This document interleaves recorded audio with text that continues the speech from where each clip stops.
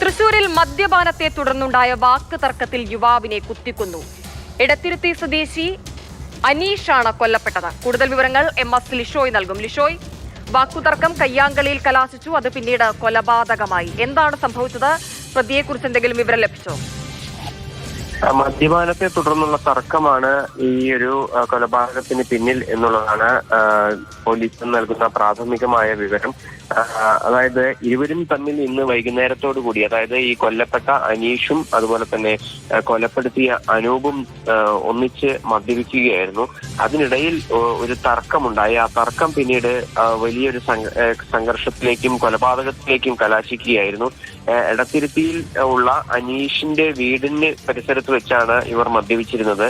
അതിനുശേഷം അതിനിടയിൽ തർക്കമുണ്ടായി. ശേഷം റോഡിൽ വെച്ചാണ് ഈ അനൂപ് കത്തി ഉപയോഗിച്ച് അനീഷിനെ കൊത്തുന്നത്. കുത്തി കൊലപ്പെടുത്തിയ ശേഷം ഈ അനൂപ് അവിടെ നിന്നും രക്ഷപ്പെടുകയും ചെയ്തിട്ടുണ്ടായിരുന്നു. പ്രദേശത്തുണ്ടായിരുന്ന ആളുകളൊക്കെ തന്നെ കൂടി ചേർന്ന് അനീഷിനെ ആശുപത്രിയിലേക്ക് എത്തിച്ചുവെങ്കിലും അതിനു മുൻപേ തന്നെ മരണം സംഭവിച്ചിരുന്നു. എക്സൈസിൽ പാചക തൊഴിലാളിയായി ജോലി ചെയ്യുന്ന ജോലി ചെയ്തു വരികയായിരുന്നു അനീഷ്. അതുപോലെ തന്നെ ഈ അനൂപ് ഈ അനീഷിന്റെ സുഹൃത്തും ആയിരുന്നു. ഇവർ തമ്മിൽ നേരത്തെ മറ്റു പ്രശ്നങ്ങൾ ഉണ്ടായിരുന്നതായി ആർക്കും അറിവില്ല. എന്തായാലും പോലീസ് വിശദമായ അന്വേഷണം നടത്തുന്നുണ്ട്.